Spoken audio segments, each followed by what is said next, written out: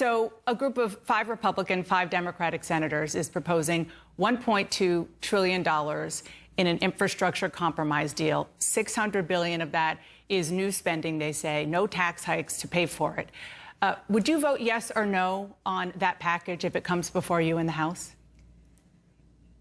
You know, I think from what we've seen so far, and particularly the lack of climate action as well, I think adding to the severe lowering of our scope and scale and what we're seeking to do on ambition, I doubt it, frankly, in the current state of that proposal. And I think one of the things that's really important to communicate is that this isn't just 1.7 trillion. This is about an overall investment spread out over anywhere between 8 to 10 years, which is a very, very low amount of money. It's not going to create the millions of union jobs that we need in this country, particularly to recover from the pandemic. And it's not going to get us closer to meeting our climate goals, which are crucially important at this point in time. As you well know, Democrats have 3 votes to spare in the House. So if the White House comes to you, if Democratic leaders come to you and say, this is the best you're going to get right now, would you and fellow progressives still say no to this? Well, I think the thing is that this isn't the best that we can get. And I do think that we need to talk about the elephant in the room, which is Senate Democrats, which are blocking crucial items in a Democratic agenda for for reasons that I don't think hold a lot of water. And for folks saying, okay, you know, where are you going to get these 50 votes? I think we really need to start asking some of these Democratic senators where they plan on getting 60 votes. These 10 Republican senators, that there's a theory that we're going to get support for that out there, I think is a claim that doesn't really hold water, particularly when we can't even get 10 senators to support a January 6th commission. Yeah, no, I hear you so generally I think that the argument that But on this particular bill, they have 5. And, you know, my understanding is that it is possible, if everything comes together, they could get 10. So just on infrastructure. Mm-hmm.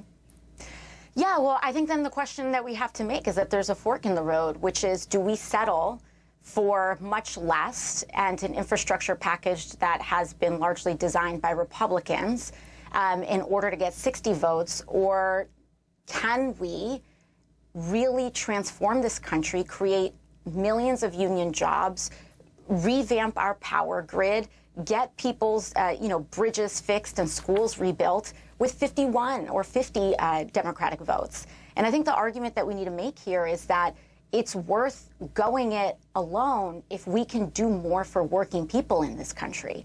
You know, with 50 votes, we have the potential to lower the age of Medicare eligibility so that more people can be covered and guaranteed to their right to health care, as opposed to, 60 votes where we do very, very little. And the scope of that is defined by a Republican minority that has not been elected to lead. So let's talk about one of the specific issues that is blocked in the Senate right now, and that is voting rights. The House, including you, passed expansive voting rights legislation. That was back in March. Senate Democrats can't force a vote on it because West Virginia Senator Joe Manchin doesn't support that particular bill. He also doesn't support what you're suggesting, which is gutting the filibuster. I want our viewers to listen to something that you said about all that this past week. H.R. 1 stands up against lobbyists and dark money. And I would reckon to think that this is probably just as much a part of Joe Manchin's calculus as anything else. Because when it comes to this bipartisan argument, I got to tell you, I don't buy it. What exactly did you mean by that? Are you saying Joe Manchin's opposition is because he wants to keep political donations flowing? Well, I think that when we talk about opposition to H.R. 1 being just about voting rights, we aren't telling the entire story. H.R. 1 has sweeping lobbying reforms, and I believe that, we have the influence of big money that impacts not just one party, but both parties in the United States Congress. And I do believe that that old way of politics has absolutely an influence in Joe Manchin's thinking and the way he navigates the body. I mean, the things that he cites, like this, I think, romanticism of a bipartisanship is about an era of Republicans that simply do not exist anymore. And I also believe that that the opposition to big money and dark money, you have the Koch brothers and associated organizations from the Koch brothers really doing victory laps about Joe Manchin's opposition to the filibuster. I think that it's pretty open that these groups exert a lot of influence, as much influence as they can on members of Congress. And I think that that the older school way of accepting the role of lobbyists in Washington absolutely has a role in Joe Manchin's thinking. I want to ask about what's going on at the Justice Department. The Attorney General, Merrick Garland, gave a speech on Friday talking about protecting voting rights. But the Justice Department, again, the Biden Justice Department, is under fire on a number of fronts, gag orders against companies and journalists that are continuing defending anti-LGBTQ laws, trying to step in on a lawsuit against President Trump and shielding some Russia investigation information from public. What do you make of all that?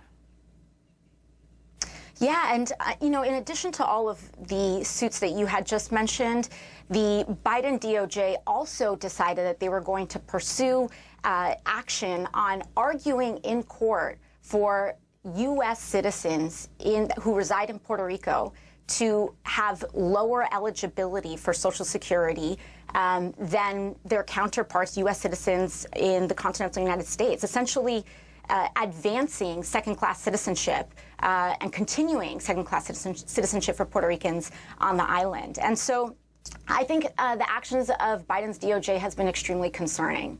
And it's not just on the actions on gag orders, which is also extremely concerning, but across the board, I don't believe that, while I believe that the emphasis on voting rights is appreciated, we aren't seeing a transformational DOJ that I think people have been looking forward to, and that is something that deserves a lot more questions.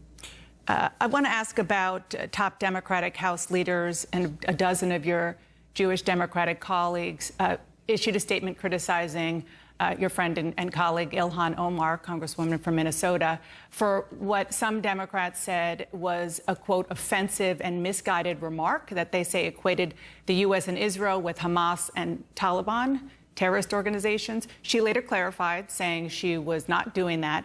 But I want our viewers to read what you tweeted in response. You said, pretty sick and tired of the constant vilification, intentional mischaracterization, and public targeting of Ilhan Omar coming from our caucus. They have no concept for the danger they put her in by skipping private conversations and leaping to fueling targeted news cycles around her.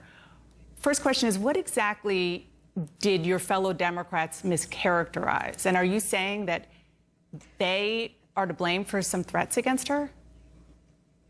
Well, I think I believe that her comments were absolutely mischaracterized. She was very clearly speaking about the ICC investigations, which name these 4 actors in 2 suits. And they name them in context of events that happened in Afghanistan with the United States and the Taliban, and in Palestine with Hamas and the government of Israel. And, I think that to say that, and I believe that to assert that she was equating these 2 entities when she was speaking about the ICC investigations, in which all 4 parties are being investigated for instances of war crimes. I believe to assert that this was equating these 2, I believe was not it was not a generous interpretation whatsoever.